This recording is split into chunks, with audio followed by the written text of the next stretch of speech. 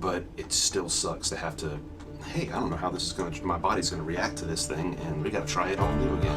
Especially when we are trying it all in the midst of having to travel.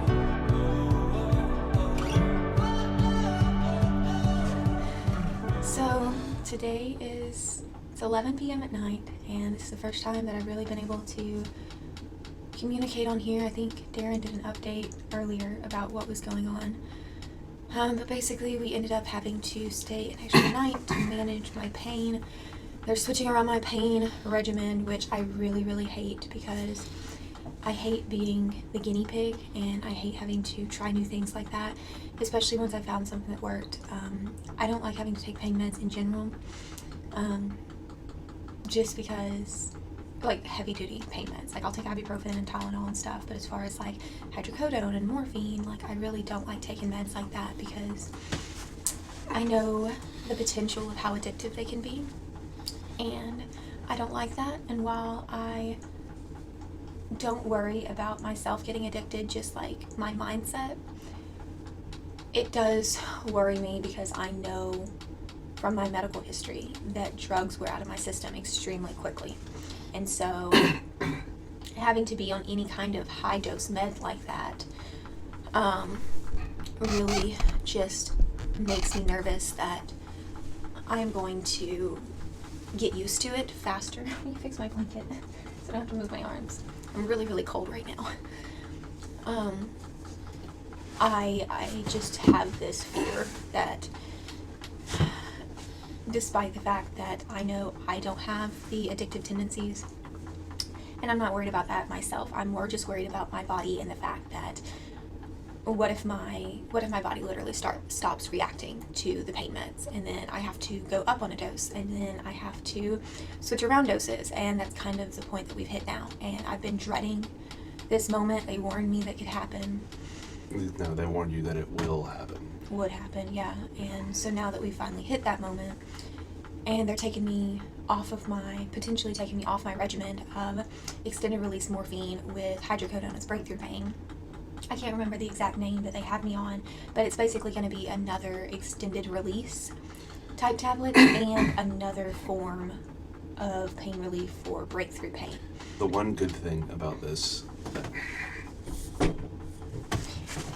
I tried adjusting the camera. the one good thing about this is that essentially what they'll start doing is juggling the meds. Like, so, rather than having to go up a dose on one, we can just stop this one and start a different one. And if this one works for a while, great. Once this one hits its threshold, then we can drop it and pick back up the old one and not have to go up as high or go up at all, because her body won't be as accustomed to it by that time. It won't have the tolerance built up in there. So that's a good thing, but it still sucks to have to, hey, I don't know how my body's gonna react to this thing, and we gotta try it all new again. And especially when we are trying it all in the midst of having to travel. And not to mention cancer. Come back for a surgery. Well, the reason that I'm on meds is because of cancer, so I don't count that as one of my reasonings, but like, I'm having to try new meds during a time where, yes, I have cancer, and so it sucks in general, but I'm trying new meds during a point in time where we are traveling back home. Then we will shortly be traveling back to Texas for my second surgery, and then it's post-surgery, so that adds a lot of pain to it as well. And so it's just a lot to have to deal with all at once, and I'm honestly really worried about it. It's something that I really, really have to pray to God about, and I honestly need to get better at it, because I don't know why, but like, taking my meds and relinquishing to the systems that the doctors want to put me on is really, really difficult for me. I think the base root is just fear, or the base sin is just fear, because of everything I talked about at the beginning of this video. But we have been on the new meds on a continuous drip, so basically them emulating a continuous release form that they would give me in tablet form through the IV. And so it's the closest way they can administer it by testing my body to see how I actually react to it.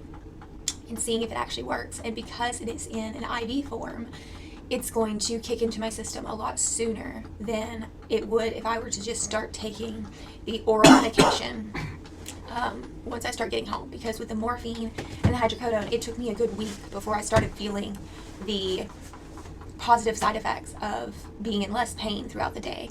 And so hopefully being in the hospital when I've started this stuff, it will jumpstart that system and lessen some of my worries in the whole back and forth guinea pig portion of this.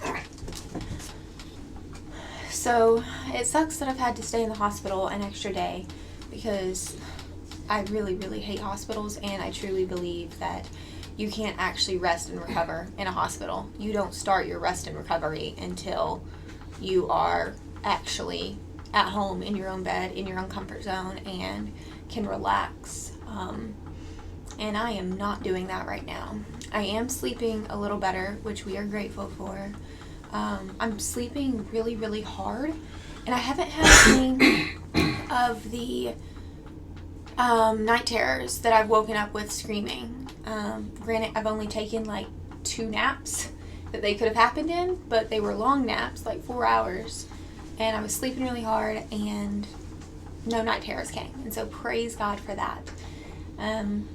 Also, I just want to say that I absolutely love MD Anderson. This is literally one of the most amazing hospitals, the most amazing hospital that we've ever been to.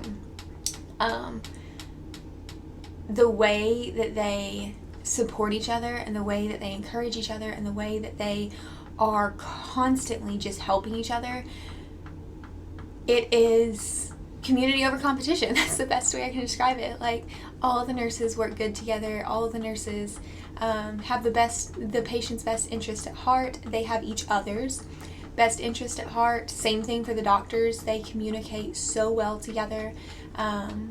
They listen to us so well. It is absolutely fantastic.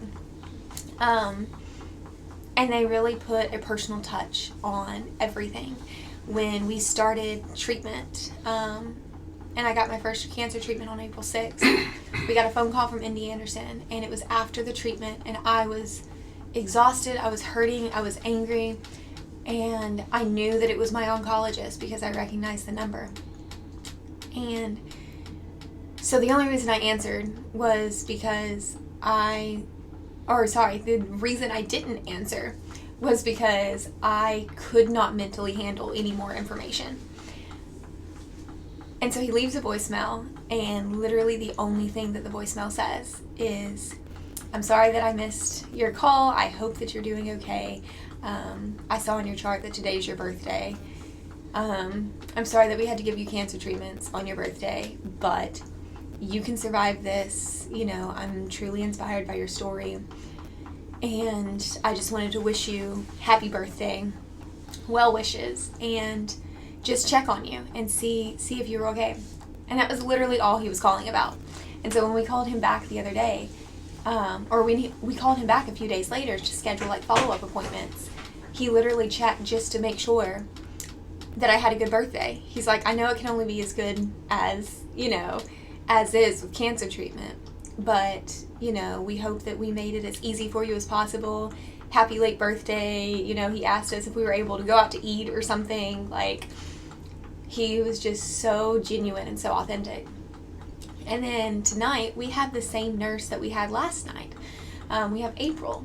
And yesterday, we were talking to her about how I am a boudoir photographer and women's empowerment photographer. And she took some of our business cards and, passed them around to all of the nurses. And, some of the nurses have, said, "Oh, that's so cool," And so we've been able to just talk about normal things in the midst of all of this. And she checked out all of my work and started coming in and talking to me about my work and what exactly it is I do and how I got started. And we were telling her yesterday that today is our anniversary, by the way. 7/21 is when we got married. Is when we got married 2 years ago. And she literally remembered it. So the first time she saw us this afternoon when she came in for our shift, she wanted to reach out and hug us, but can't because of COVID, and the hospital's really strict. But the first thing she did was say, "Oh, it's your anniversary. Happy anniversary. You know, I hope you have a good day. You're able to spend a lot of time together." And it's just so cool that those kind of things are important to them.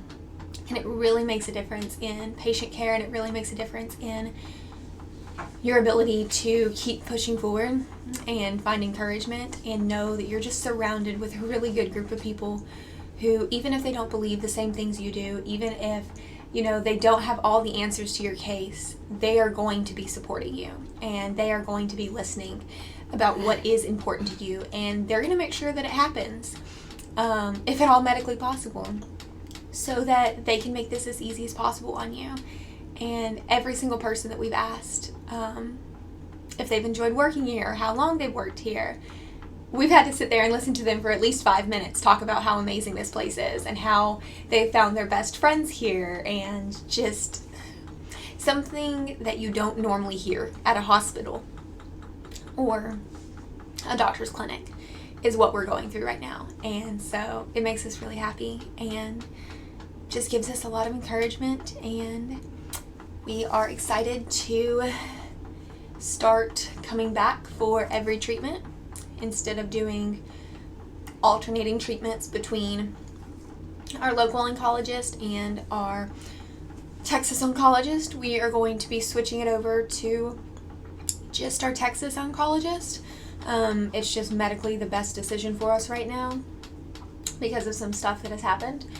And so we feel really safe, and we feel very secure with the decision we've made, even though it will mean a lot more traveling on us, a lot more pain because of the traveling, and a lot more time Darren has to take off work without pay. But we just feel like it is the best thing to do in our situation, and because of how crazy my case is, we want to be with the very best at all times. And so that's what we plan on doing.